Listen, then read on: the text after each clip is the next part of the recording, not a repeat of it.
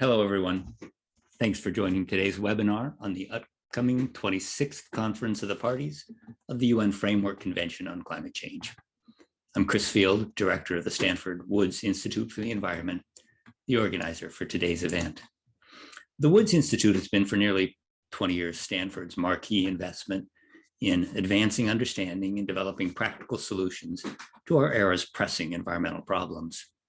Woods Scholars team with other researchers, governments, companies, and NGOs to build bridges from research to action to address challenges in climate, health, food, water, oceans, and biodiversity. Looking forward, we in the Woods Institute are excited to be working with colleagues from across the university as a founding pillar in Stanford's bold new school focused on climate and sustainability. Today's session is part of our series of informal conversations with groups of people who have diverse expertise and unique perspectives on major environmental issues. I'm excited to hold this conversation just a few days before the start of COP26. After today, our next conversation will be November 17th with California Assembly member Robert Rivas. And please check the Woods website for additional events related to climate and sustainability, including a just posted COP26 Q&A. COP26 is the most important climate meeting since the signing of the Paris Agreement in 2015. This is the meeting where world leaders come together to set national ambitions consistent with reaching the Paris Agreement's goal of holding the increase in the global average temperature to well below 2 degrees Celsius above pre-industrial levels and pursuing efforts to limit the temperature increase to 1.5. As you know, there's been meaningful progress in tackling climate change, but it's been concentrated in just a few bright spots and frustratingly slow in most of the world. During a period in which impacts of climate change are now directly felt by people and ecosystems in every region and continent, emissions have continued to rise and support for assistance with adaptation in poor countries has continued to lag. Just a couple of months ago, the UN Secretary General called the latest IPCC report a code red for humanity. In 2020, the US experienced the largest number of billion-dollar disasters ever. And here in California, we continue to see explosive, uncontrollable wildfires. COP26 has a formal goal of advancing a new suite of nationally determined contributions, accounts of every country's plan for doing their share. Based on the nationally determined contributions available so far, the signs for COP26 are not that encouraging. In general, countries are behaving as if we're in a business as usual world when we are, in reality, standing on the brink. For additional insights on what we can expect or hope for or demand from the COP, I'm thrilled today to share the conversation and the Zoom screen with Kathy Luo, Rob Jackson, and Catherine Coleman Flowers. An aspiring environmental advocate and leader, Kathy Luo is Stanford Junior, pursuing degrees in economics and earth systems. Academically, her interests range from carbon pricing to renewable energy policy. On campus, she is co-director of Students for a Sustainable Stanford, and she serves as the undergraduate representative on Stanford's Scope 3 working group, where I have the pleasure of working with her.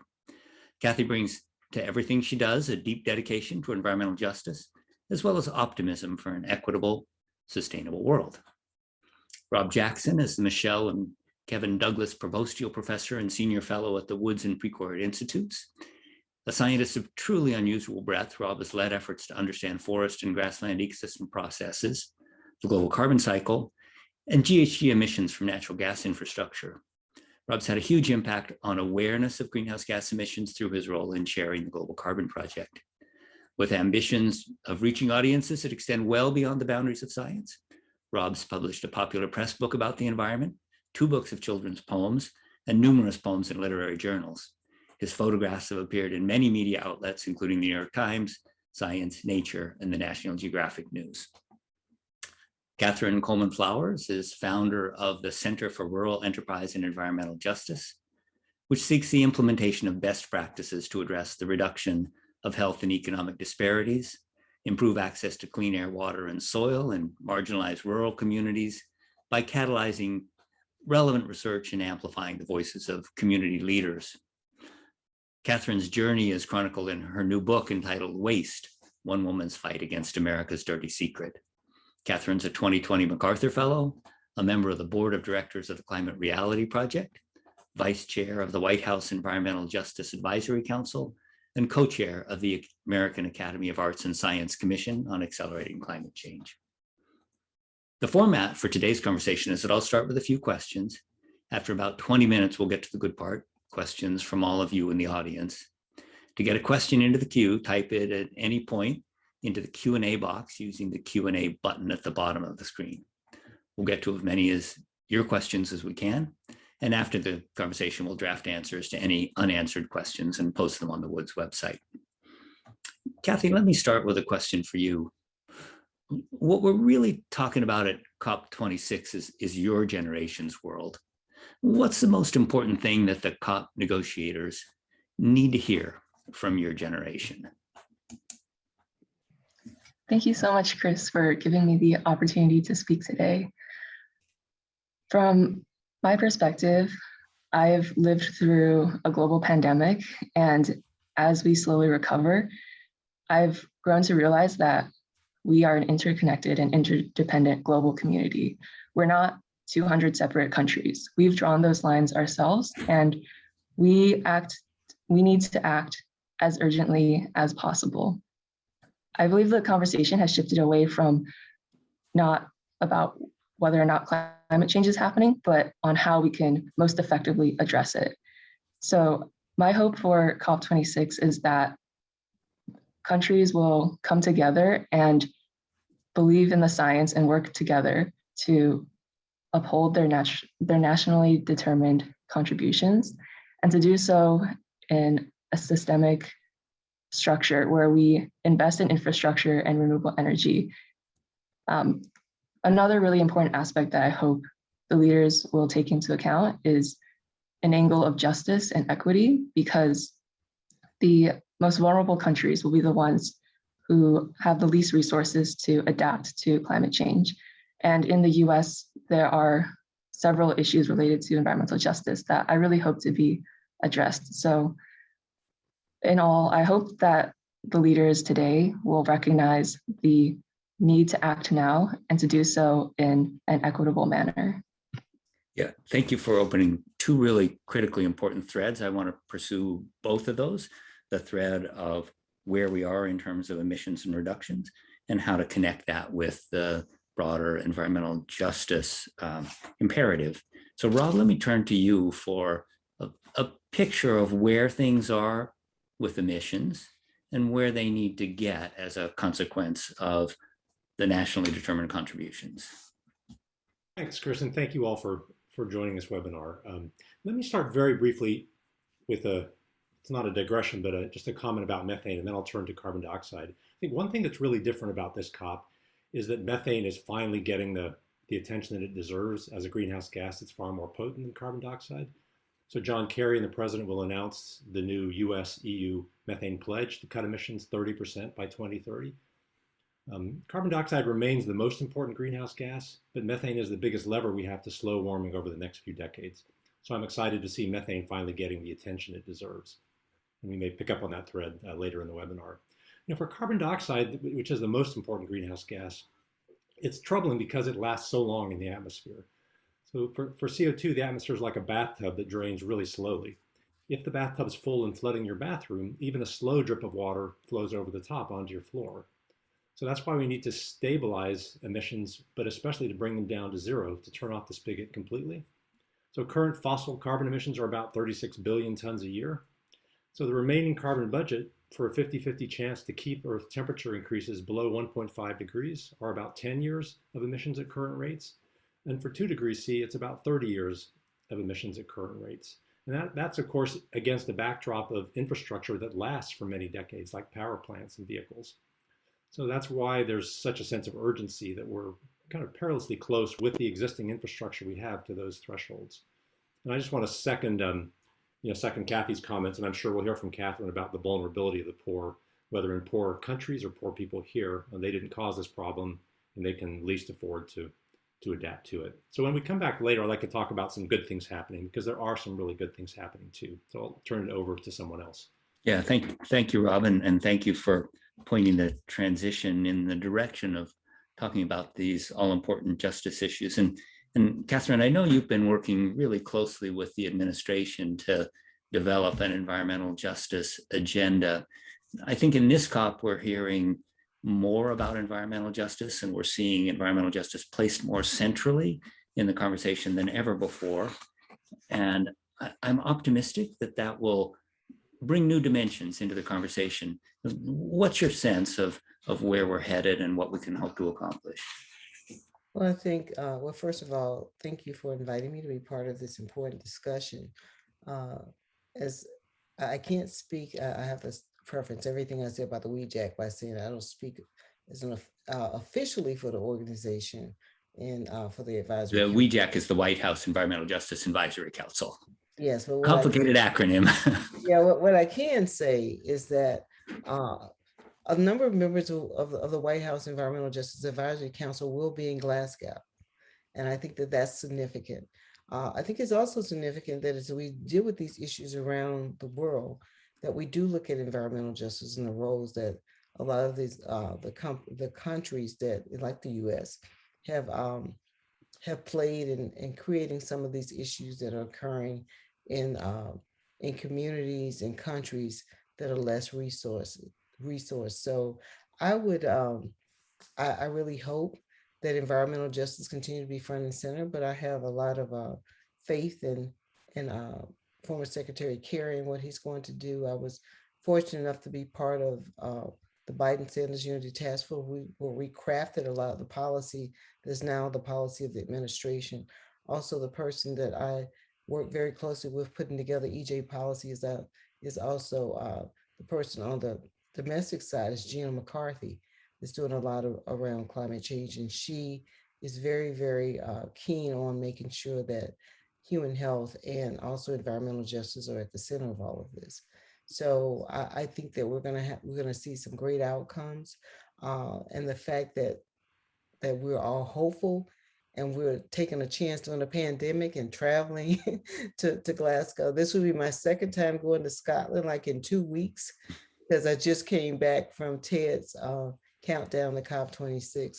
But I'm very hopeful, and I'm very hopeful because a lot of young people that I saw when I was in Scotland will remain there, and they're going to be active. And I think that hopefully out of this will come an agreement that can help us do what we need to do to accomplish our goals.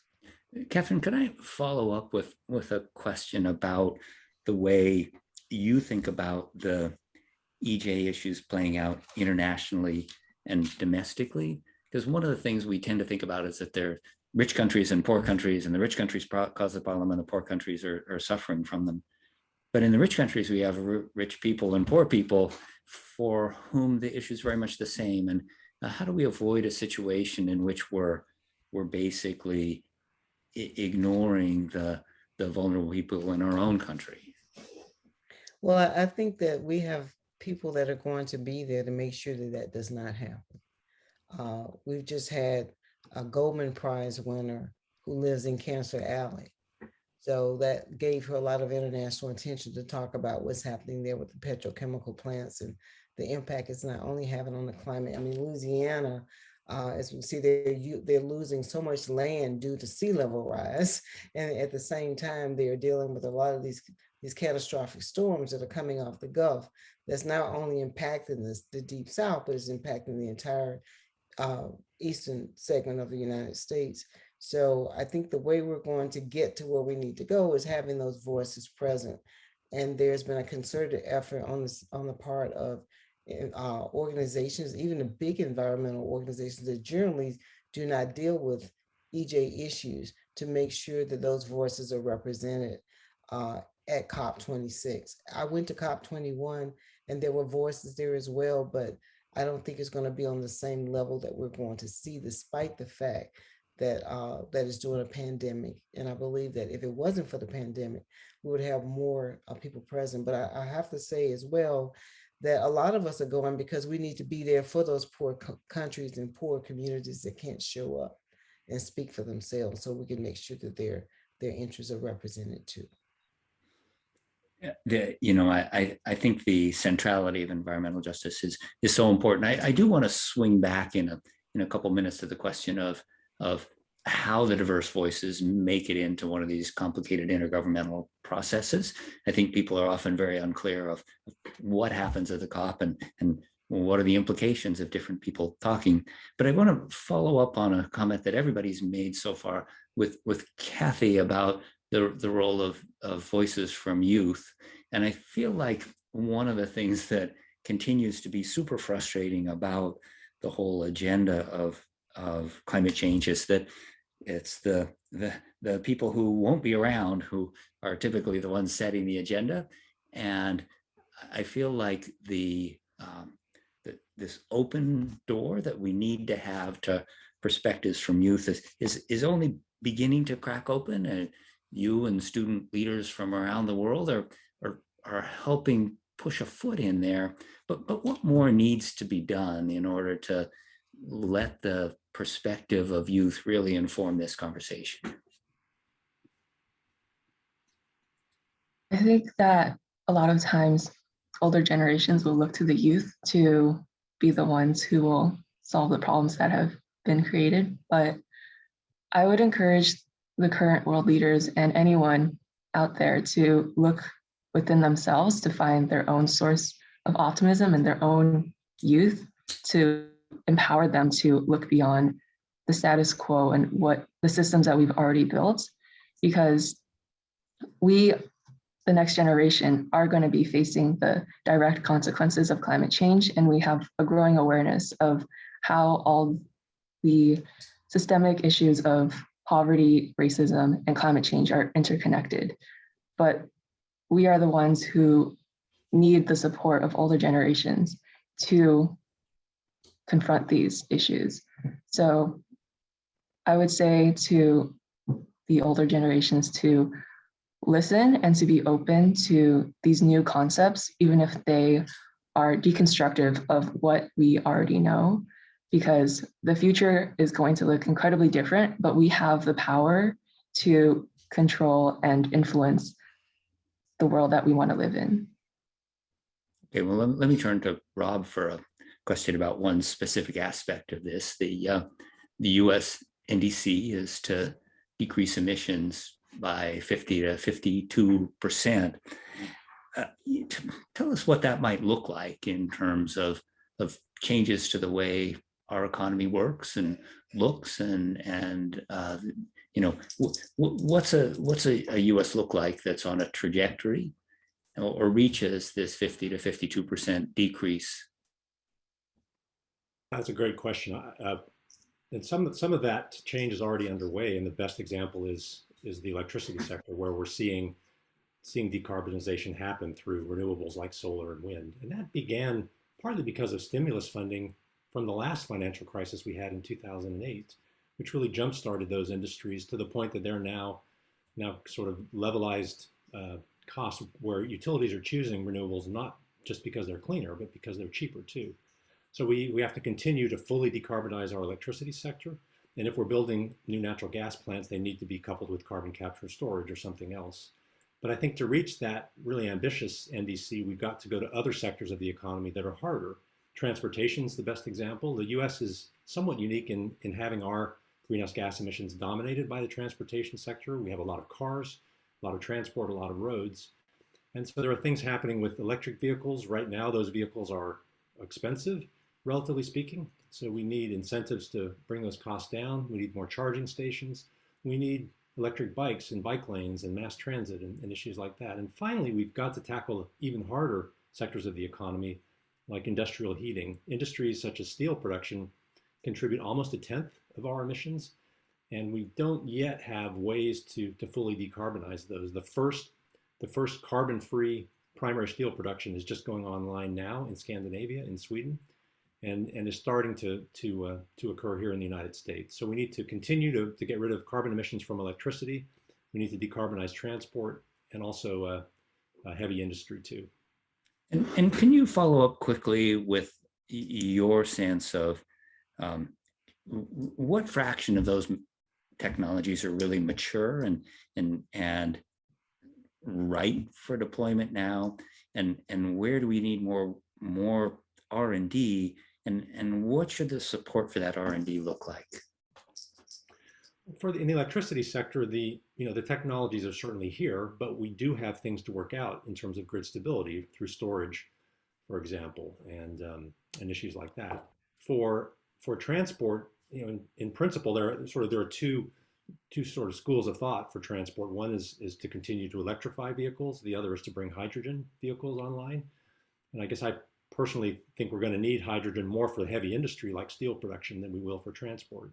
So we're close to being there on electric vehicles. Their price must come down, and we've got to have better infrastructure around them. We don't have millions of filling stations, well, millions of charging stations the way we do filling stations around the country. So we have to address people's anxiety about range and make people comfortable with using those vehicles and make them accessible to the poor on a cost basis. I think where we still have work to do technology-wise is in heavy industry. Industrial heating, industries that use furnaces, that require thousands of degrees. That's difficult to do using solar and wind. Secondary steel production, which is what we primarily do in the U.S., is where you take scrap metal and kind of recycle it and heat it. That is on its way to being decarbonized already. There are projects in Illinois and elsewhere in the Midwest where companies are turning to wind and solar and producing that secondary steel using clean energy. Primary steel production, where you start with mined ore, still has technology that needs to be developed to replace the coke and other things that are required. So heavy industry, I'd say, still has some work to be done, and that's challenging because that heavy industry lasts many decades. You don't replace a smelter in a couple of years, so we don't have a lot of time to address those changes. Catherine, Rob just sort of presented a broad outline of what the technology path might look like, with lots more electrification of transportation and industry. And of course, a lot of the concerns about this transition to electric transportation are that it's not affordable currently, that the ability to do charging is limited to wealthy communities. What are your thoughts on how we implement this transition in a way that speaks to the fairness components? Well, I think, so one of the ideas that I have about electrification is that why don't all the national park sites become charging stations as well? I mean, there are 3 national park sites in the along the Selma to Montgomery March Trail, for an example. One of them is in Lowndes County, Alabama. And those are places where people stop when they travel through those areas to learn about history. But there are places I think that the government could take more of a role in making sure that those charging stations are available, because those are places where people would have to go, like VA hospitals, the VA, administration buildings. Those are ways in which you can make them more accessible, because at least that way, a lot of veterans will have access. So there are some things that can be happening on that level. But I think that more broadly, the White House Environmental Justice Advisory Council has put together some interim guidance with Justice 40. And Justice 40 could be, and I can't, that'll be a whole panel just talking about that. But I think that there's guidance there that the agencies are looking at to figure out how they can make their the programs that they currently have more accessible and more environmentally friendly to reach EJ communities, so that everyone could benefit, and we could, because there are a lot of things that are out there. Even one of the things that happened with the stimulus program back in 2008 is that it was well intended, but places like in the Black Belt didn't even have the capacity to be able to apply for what was available. So even if we made it available, how do we make sure that people have the capacity, or these 40% of the communities that a lot of the benefits from whatever comes of the reconciliation and the infrastructure package there, how do we make sure that those communities have the capacity to be part of that transition?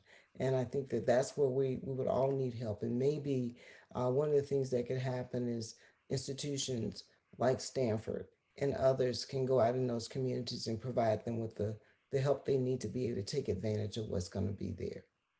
And Catherine, one of the other things that Rob just spoke about is the need to renew heavy industries and to transition heavy industries to more sustainable pathways. And in the environmental justice community, historically, a lot of the focus has been on getting heavy industry to stop polluting and stop eroding people's health.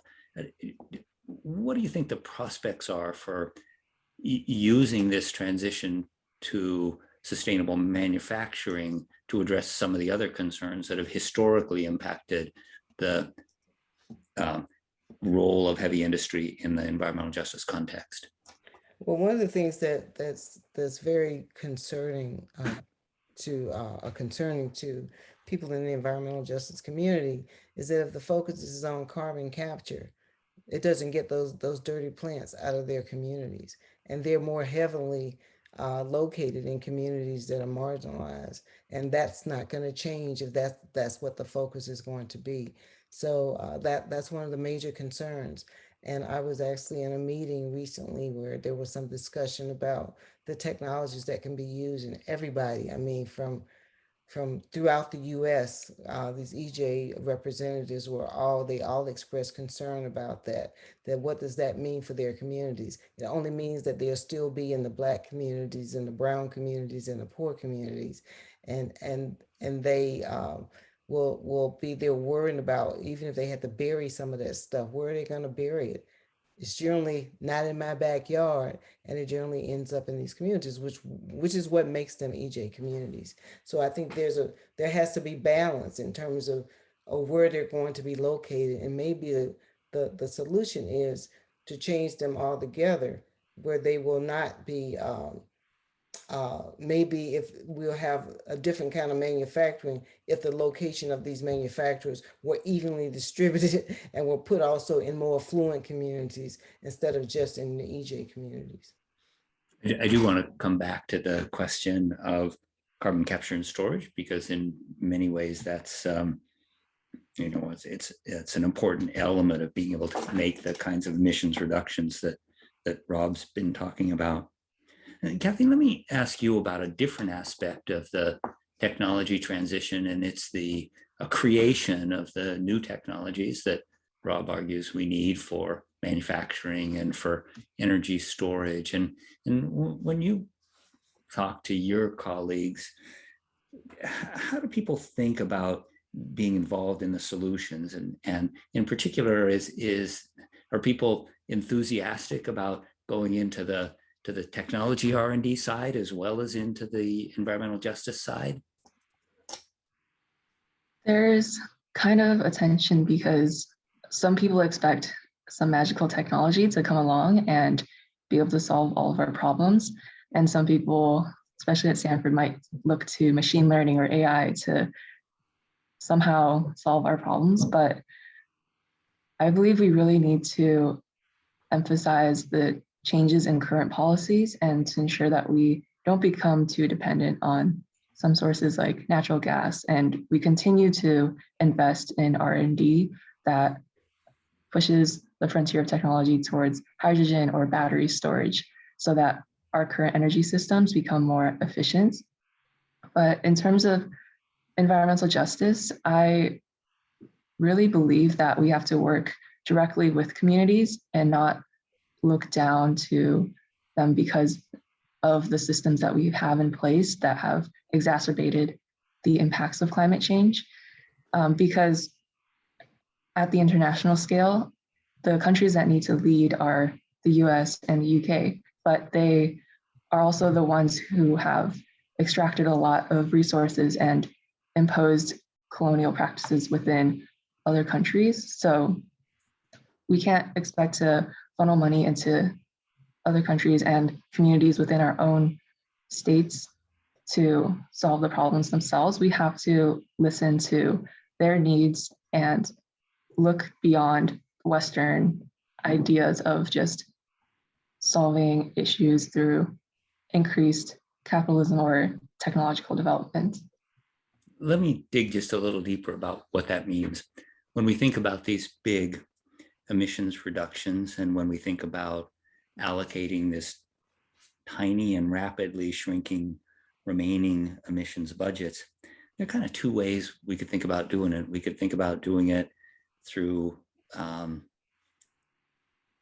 some kind of redistribution where essentially in the rich world makes sacrifices so that the poor world has more opportunities to develop. Or we could do it through basically a technology-driven path where we where we say it's not about making sacrifices, it's about providing abundant, clean energy. Do you have a feeling about what the orientation of the negotiators ought to be on that spectrum between the technology-driven or the redistribution-driven paths?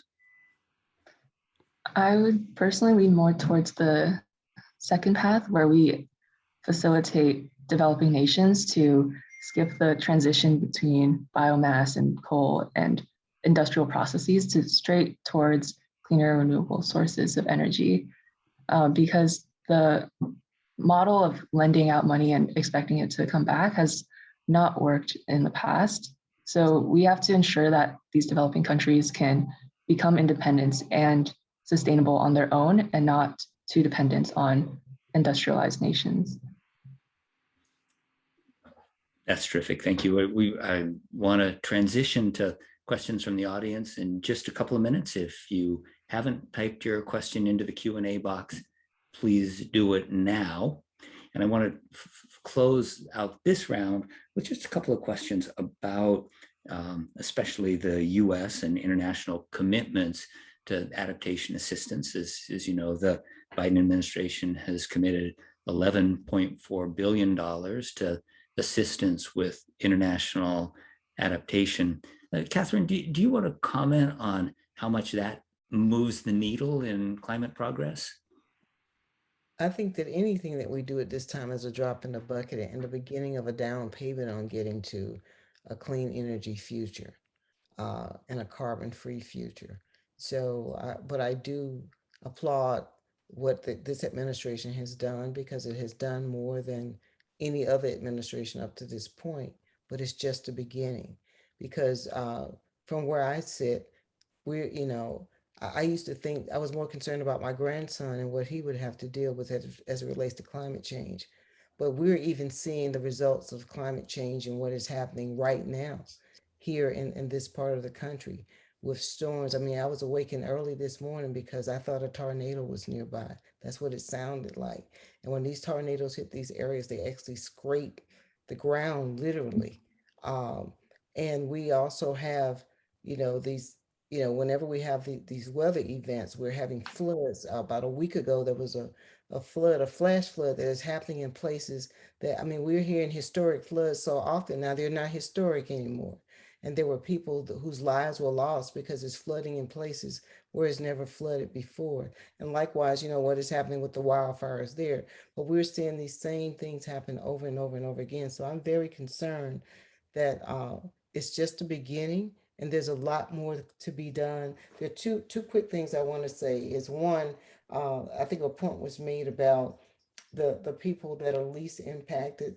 Young people are expected to find solutions to the problems that were created not by them, but also the people that created the problems are the ones that are also trying to propose the solutions. And also, I'm very concerned that some of these solutions that we're proposing, at the center of that has to be equity. It doesn't, if it's going to reinforce the same things that we've had that led to environmental justice communities in the first place, personally, I don't support that. And I don't think we're going to get a lot of support from environmental justice communities. Great, thank you. Let me just close out with coming back to Rob with a question about the slim down reconciliation bill. And I realize it's totally a moving target, but what I heard on the news this morning is that up to $500 billion in the reconciliation bill is climate focused, with a large fraction of that going into decarbonizing the US economy.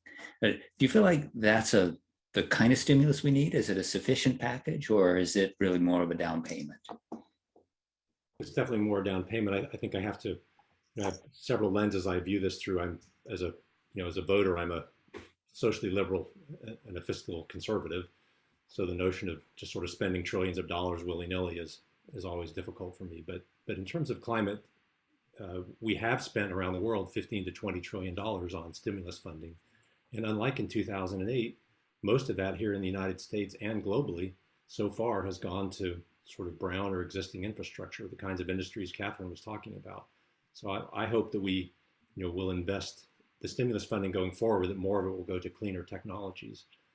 And we brought up things like electric cars before. I think we lose sight that it isn't just climate benefits for the future that we gain from these technologies. Electric vehicles don't put pollution into the air. People living nearest freeways tend to be poor people and people of color. So by cleaning up our vehicles and such, we're going to make people healthier as well as fixing the climate problem. And coal and cars are still the two industries that kill the most Americans, tens of thousands of Americans a year and millions of people worldwide. So clean up the air, fix the climate problem, we save lives and make ourselves healthier too. Do you want to just close with a thought on why that point has been so difficult to make? Is this basically the vested interests in the auto industry and the power sector, or are there other factors that have made it so difficult to recognize these co-benefits? That's a great question. It's a frustrating question for me because there are so many examples. Vehicle fuel efficiency standards are another good example. Make them better and will make the air cleaner too. I think it's the industries are large. They're entrenched and they last a long time. A power plant lasts 40 or 50 years. A car on average lasts more than a decade. So these aren't industries that we can turn around quickly. And there's a lot of incentive to keep doing things the way we have done them for decades and generations now. So I guess if there were one message I could leave people with in this webinar, it's that almost all climate solutions today provide these other co-benefits. We'll have cleaner air, cleaner water, and these things will make us healthier and leave more room and make our ecosystems healthier too. Great, thank you. Have questions in the chat box that relate to this issue.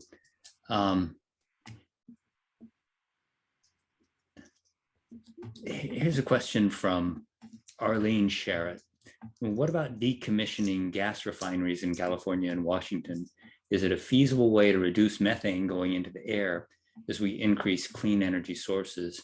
Do we have enough clean energy to meet the need if we gradually decommission as more and more non-fossil energy comes online? Rob, why don't we start with you on that one? So I don't know if we can get a clarification by gas. Is that an oil refinery, a gasoline question, or is that a gas like a natural gas? I guess we don't really have natural gas refineries in quite the same way. So I think it means oil refineries. So the question is, do we have enough oil capability to be able to shut down some of those refineries? Well, do we have enough alternative energy sources that we could be moving those offline? Well, we do if we continue to build solar and wind and renewables. So for some people, those renewables could be nuclear, geothermal, and other technologies. It isn't just about wind and solar. So I would say we're not instantly today, we don't. But if we plan for them, as California is through our SB 100 bill that mandates a carbon-free retail electricity by 2045, if we plan for it today and start building those clean energy sources, we definitely do have enough to move away from oil, yes. And I think this idea that we can't just decide that we're gonna put things in place and have them be in place immediately is a really important theme. The idea that infrastructure is long-lived, that financial planning needs to occur over a period of decades. It really heightens the importance of the short time window we have and the importance of short-term action. Well, here's a question about the role of nature-based solutions. I encourage everybody to take a shot at this, but I know Kathy's especially interested in carbon pricing, so why don't you start? What about nature-based solutions for reducing emissions, especially in historically neglected communities?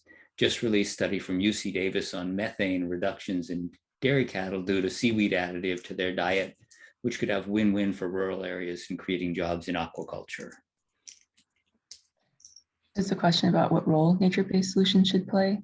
Yeah, and how to pay for them.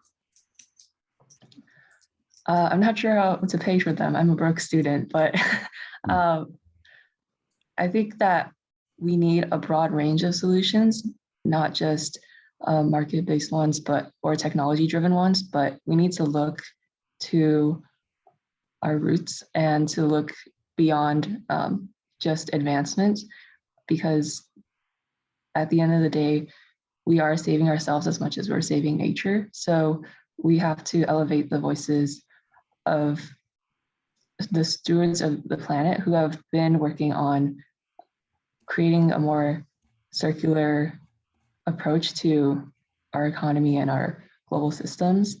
So leaning on some traditional ecological knowledge or nature-based solutions will be crucial in the conversation, but it's hard to get those voices at the table.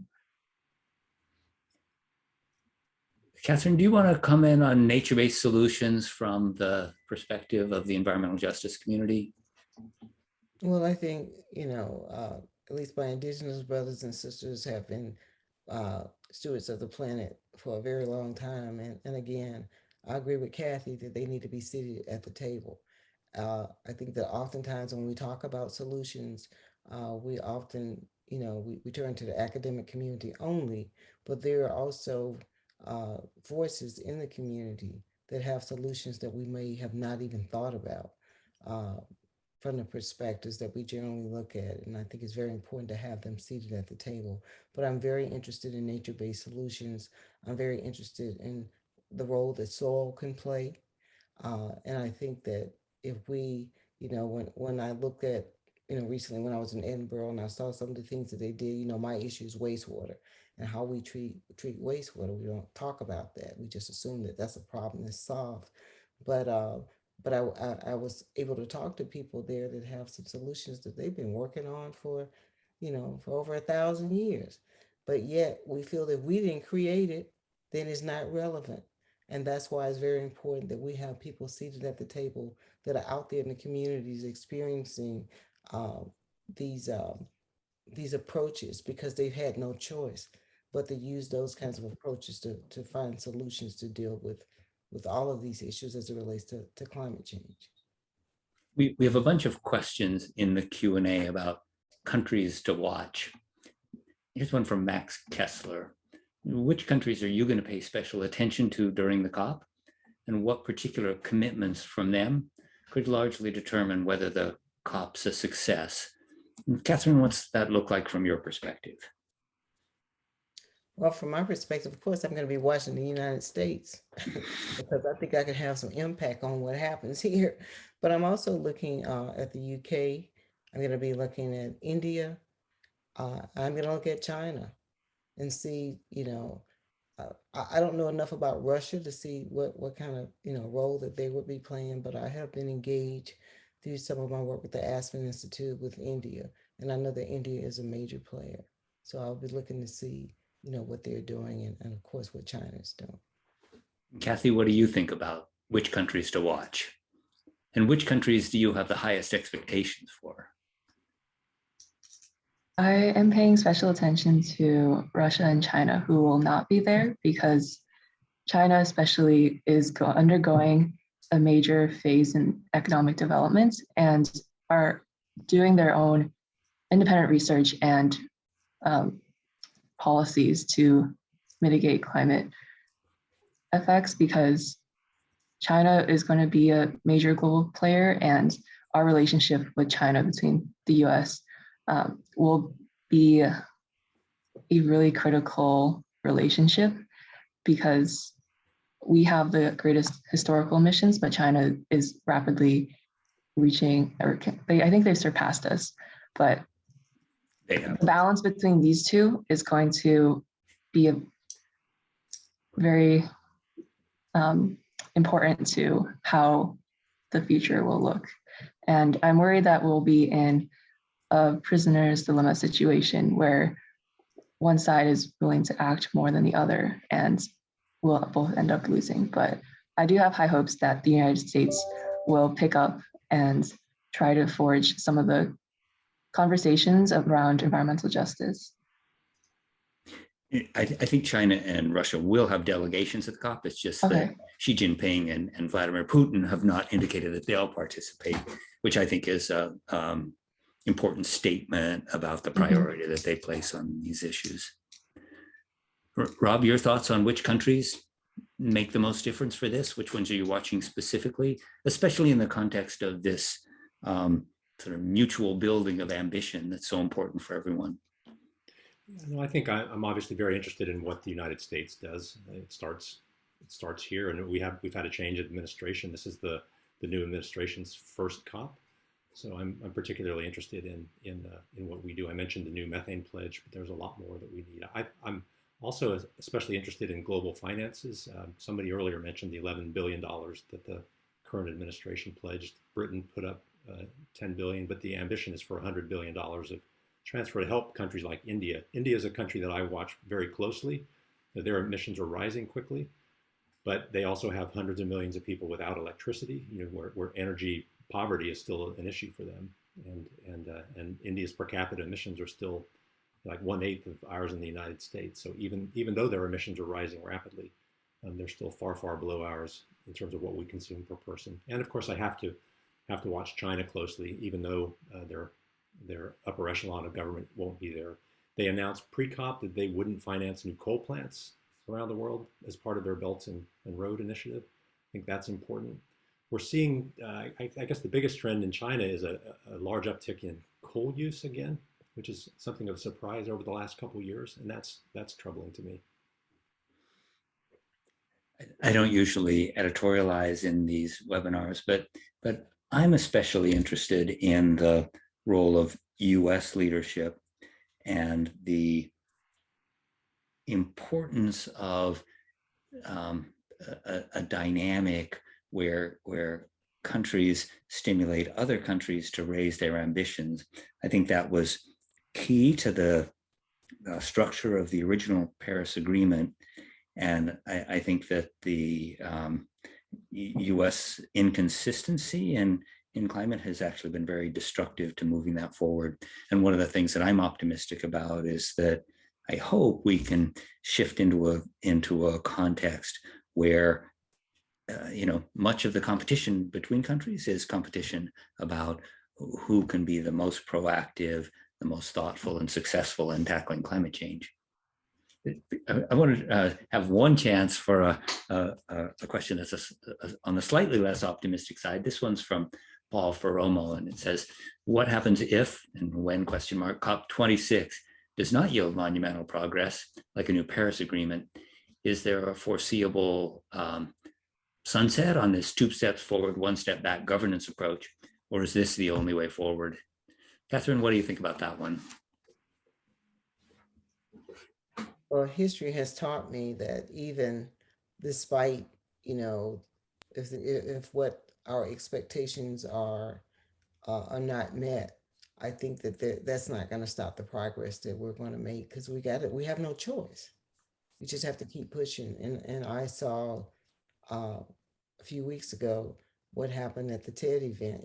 TED did what TED does, but the young people and others that were there were very outspoken about the change that needs to happen. And I don't think that anybody left there less determined than they were when they decided to go. And I think the same thing is going to happen with the COP. It's just going to reinforce our need to come back and fight for the changes that need to happen. I mean, I think the treaty is only as good as it is on the paper, depending on the action that takes place once people get back home. And if you go 2 steps forward and 1 step back, you still get there eventually. We just need to make the steps back a lot smaller, huh? Yeah, we can make it, or we're gonna have to run, So, yeah. So that's what we got to do. What it takes to get to where we have to go. Maybe I could jump in briefly, Chris, if that's all right. Sure. And that's, I agree with what Catherine just said. So I don't think anybody's expectation is that in Glasgow there'll be a major kind of agreement forged in the same way there was in Paris. That the legwork for that takes years to run up. So I think I'm looking more towards what fresh announcements are made by different countries, and especially here in the United States. But if we don't get a huge mega agreement out of Glasgow, then I think it's important to understand the good things that are happening now. I mentioned this briefly in my intro. There are a couple of dozen countries around the world whose fossil emissions have decreased over the last decade. And these countries are responsible for about 1/4 of global greenhouse gas emissions. There are many in Europe that you might expect, here in the United States, Mexico, Japan, and elsewhere.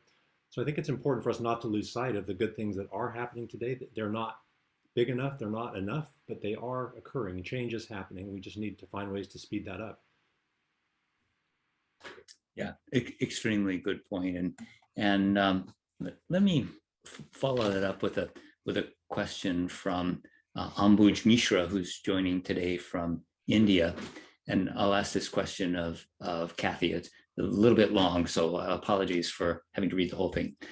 We're analyzing data, providing calculated predictions for the coming future, as well as regarding the consequences of climate change. We're missing is working on the ground to change the scenario. My question is, are there policies that are really making these changes, or will we have to move towards some kind of a different structure on the ground level? Are we sort of locked in a mode of slowly heading towards the same outcomes again and again? Or what kind of changes fundamentally do we need to make in order to get the policy and the people on the ground to be headed in the same direction? I guess the real question is, what's the translation from these lofty goals of the Paris Agreement to something that actually works on the ground? Policy can only be as powerful as the people who support it. So I believe on the ground, there needs to be a lot more work at the state and local level to transition towards infrastructure and renewable energy targets. So city level commitments is one way that on the ground we can advance changes that will culminate in a state and national level change. One example that I always like to think about is the Montreal Protocol. And that was in 1987 when we were seeing an ozone hole because of chlorofluorocarbons. And that was an incredible movement where everyone from scientists to individual members of the general public came together because they saw the need to act collectively. And CO2 is different because it's hard to see and it's embedded in everything that we consume. But I think having a more thought out approach to how we construct our policies and doing it through a lens of equity and having direct conversations with people in EJ communities at the local and state level is how we're going to translate our lofty goals into reality. Thank you so much. We have time for probably one more round of questions. And I want to stay with the theme of the psychological aspects of the COP a little bit. This is a question from Gary Richardson for Catherine. To my mind, we have to address both the effects and the affects of climate change. The affects are increasing feelings of hopelessness, helplessness, and despair infecting us all. How do we address the despair that's crippling many when it comes to addressing the need for change? Well, I think that's a very good question, but it's also a hard question. I think the thing that we have to do is instill hope. And what I do personally, I look back at my own history, growing up in Alabama, during the civil rights movement, when a lot of things that I saw happen at that time didn't even give me pause to think that I would ever see a Black president in my lifetime. But because that didn't stop people, because of the despair, because of the different types of racial trauma, because of all the different obstacles to equality that were in place, didn't stop us from pushing toward that goal. And eventually we got there. And I use that history for inspiration when we talk about climate change and how we get there. And what I try to do when I talk to people to talk about how the type of despair that they're feeling is the way I deal with despair is to be active. And I generally tell people, find a role that you can play. And every little bit helps, and every little bit helps to move us in that direction toward the ideal that we all would like to see. Great, thanks so much. Let me just close out with one final round of questions, and then I'd like a closing thought from each of you.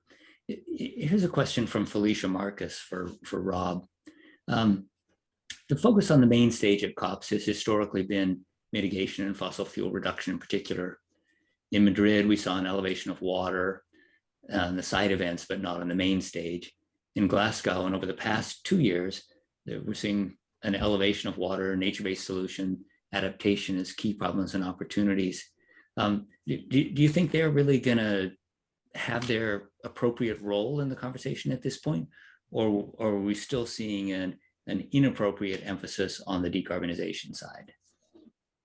I do think they have a role and will have a role at Glasgow and beyond. I mean, really, there's been an emphasis on forest activities through avoided deforestation and reforestation for many decades now through the process. And I think natural climate solutions are very important. They are the cheapest things we can do in many cases. We can preserve our forests, restore forests that have been lost around the world, replace our soils, replenish our soils, the way Catherine referred to earlier in the webinar, making them more fertile and able to hold more water. And I think natural climate solutions do more than that. They also inspire people. People relate to the forests and the outdoors, and they need to know that nature can help us with the climate problem. I think what we can't lose sight of is that natural climate solutions alone aren't big enough to address 40 billion tons of fossil pollution a year. We have to have increased efficiency, we have to have decarbonization, and we have to have some additional technologies to remove greenhouse gases eventually. Yeah, thank you. I think it is really important to recognize that we have seen lots of bright spots of progress, and that next stages are really going to be about assembling those into a more comprehensive system rather than saying we need to start from scratch. Let me turn to closing thoughts. Kathy, this is your opportunity to speak to Secretary Kerry about the message that he needs to deliver in Glasgow, or to President Biden about what he needs to deliver. What is that message? All of us right now are reckoning with the narrowing carbon budget and the current impacts of climate change, which will only accelerate. But as we're treading this fine line between optimism and doomism, we have to remember that hope is a renewable energy source. It's something that will fuel us and propel us to continue fighting, because humankind is shaped by our ability to adapt, be resilient, and find solutions. So with the power that you have inside of you, I hope that we can each go about our lives recognizing that we are part of the problems, but we're also part of the solution. We need to invest and completely change our ways of life, which will be difficult, but from what we've learned this past year, it is possible for us to go through something as moving and painful as a pandemic, but we also have the ability to rebuild and reconnect with each other, because we are our only hope. Hope for the future when we're out of time. We have to hurry up with the hope. Yeah. Catherine, I know you actually do have a direct connection to Secretary Kerry and President Biden, and are you optimistic that they'll be successful in Glasgow? I'm very optimistic, because I know that they are very committed to us getting to that goal line.